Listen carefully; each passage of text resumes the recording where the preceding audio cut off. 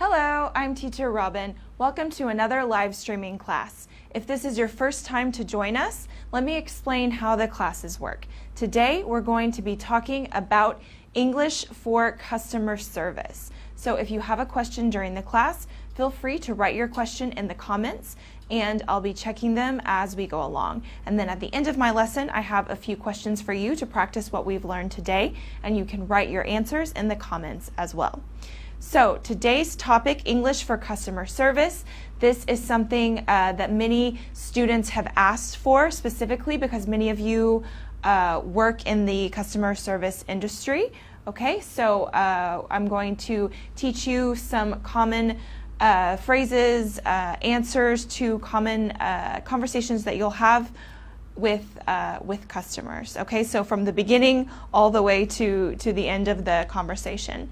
Okay, so let's start. Let's say a customer calls you and they have a complaint or they want to ask a question about a product, for example. Okay, so what you would need to do is you need to confirm their details. So there's several different ways that you can do this.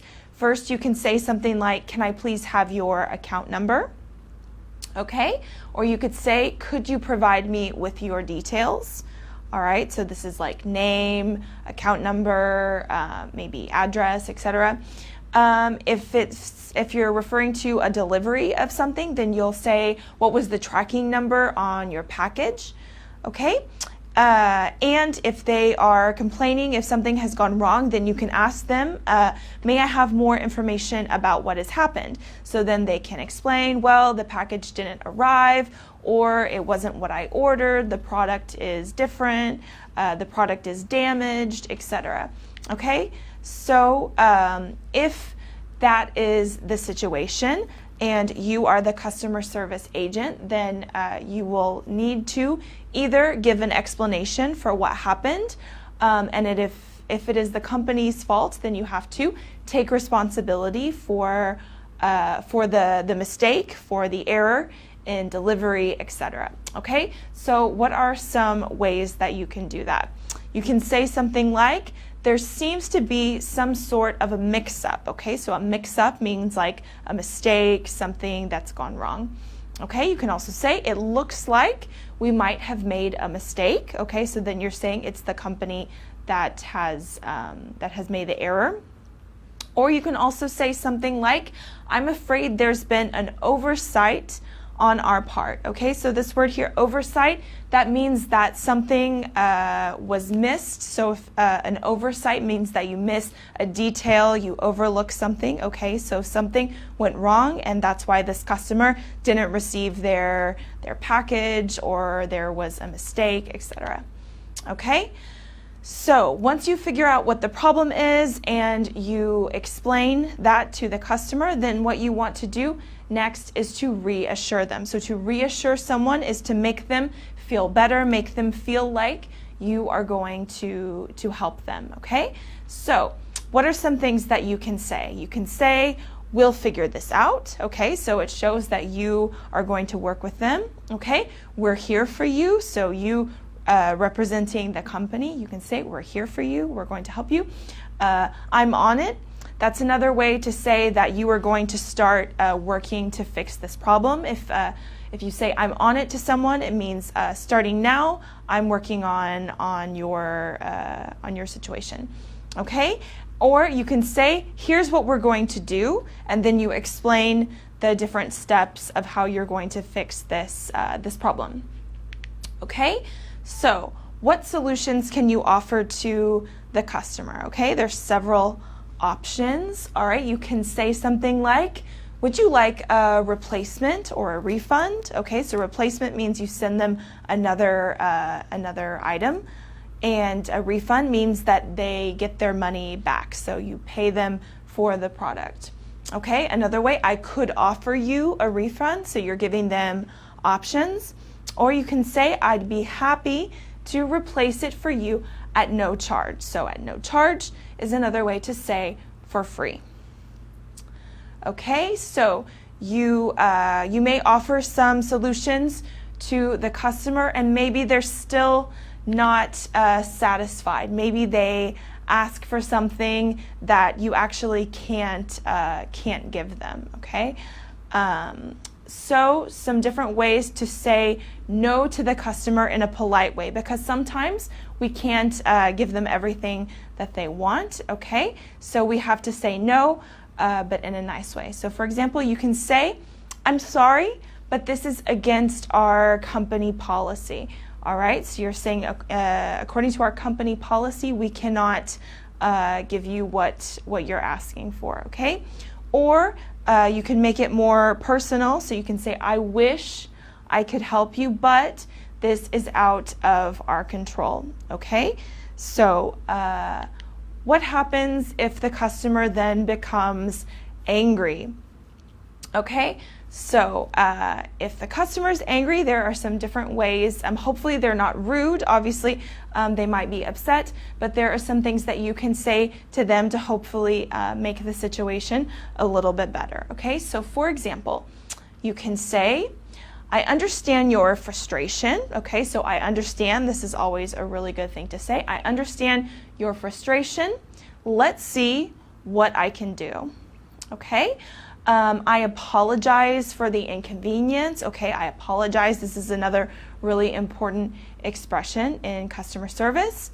And if the customer is really angry, you can say you have every reason to be upset, which means that you're right.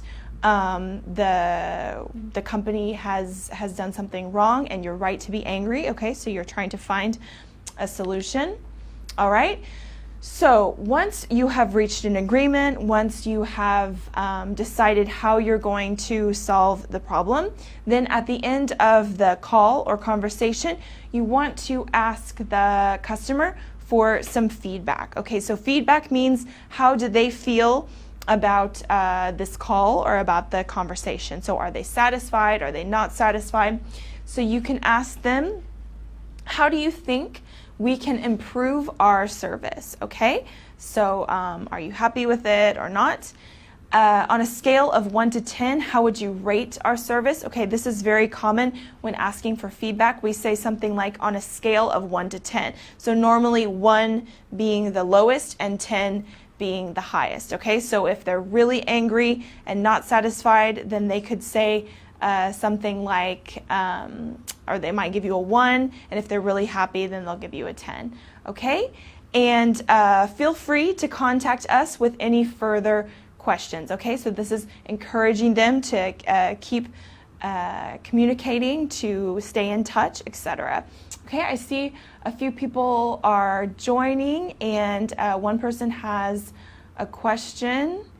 All right, Richard, sometimes they get mad and it's difficult to deal with that situation. Okay, so as we said before, how to deal with it. Yeah, if a customer is mad, the best thing to do, obviously, they shouldn't be mad at you because you're not the person who made the error. But again, going back to the dealing with angry customers, apologize, showing understanding, telling them that they're right, and then offering solutions, okay? And then hopefully, if you do treat the customer this way, they will appreciate the effort that you're making for them, and they will give you some good feedback at the end of the conversation, okay? So once you've gotten the feedback from the customer, then you need to end the conversation. If you're finished, if the problem is solved, or if you're going to talk again later, then you can say something like, we look forward to serving you again. Okay? Please don't hesitate to get in touch if you need anything else. Okay? So to get in touch, that means to communicate, to call, to send a message, etc. Okay? So these are just a few examples of some questions and answers that you might need to know if you work in customer service and you have to use English from time to time. So I hope this has been useful for you, and now I want to practice what we've learned. So I'm going to ask you a few questions, and you can write your answers in the comments. So you can answer with some of the phrases that we've just learned, the sentences that we've just learned, or if you can think of something that I haven't said that you think is okay, is suitable for to answer a customer, then please feel free to write that in the comments, and I'll be giving you my feedback as well. Okay, so my first question, how do you confirm a customer's details? Okay, so the customer calls and they have a problem, so the first thing you need to do is you need to take their details. So how do we do that?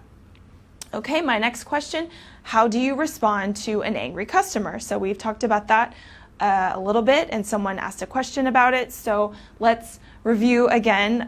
What are some things that you can say? And obviously, if you have something else, another example, then please let me know.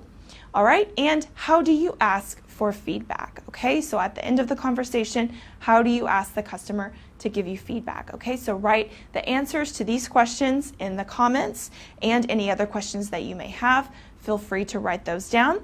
As you're doing that, let me tell you a little bit more about our course. So if you want to continue practicing your English and you do not already study with us here at ABBA, then we have a complete course from beginners to business level. And our course features 144 units. Each unit starts with a short film. Then you have a video class explaining the grammar and exercises to practice all of your skills, reading, writing, listening, and speaking. So that's all covered in the course, and it's available in web version and mobile version. So you can study literally anywhere that you are, anytime. You can take it with you on your way to work, at home, on vacation. So it's a really great and flexible way to study and improve your English with us. So I encourage you to go to abbaenglish.com if you have not used the course already, and try it and check it out. In addition to our course, we are on all of the social media networks, Facebook, Instagram, Twitter, and we're on YouTube as well. So check those channels if you haven't already, because we are posting new content there every day. So you can learn something new every day. Again, just as you're on your way to work, just a quick lesson, and you can learn something new in English.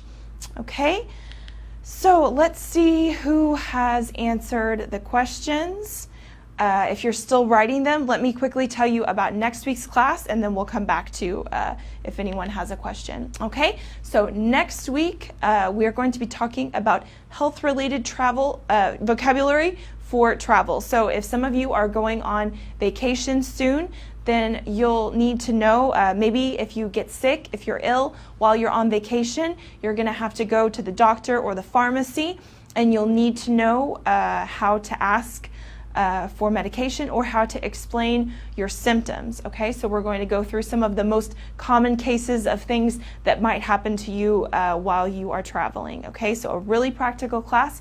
Tune in next week for that one. Let's see if there are no questions at this time. Then I encourage you to keep writing, and even if I don't answer your question during the live streaming, then I check the comments later today and throughout the rest of the week. So if you think of something that you want to ask or an example that you want to write, please do so, and I'll check it later and give you my feedback. So thanks again to everyone who has joined today. I hope this class has been useful for you. Also, let me know if you work in the customer service industry. What kind of job do you have? Like, who do you work for? And your experience working in customer service. How do you deal with angry customers, etc.? I'm looking forward to reading your answers. Okay, so thanks again for joining the class. Same time next week. Have a great rest of your day, and I'll see you soon. Bye.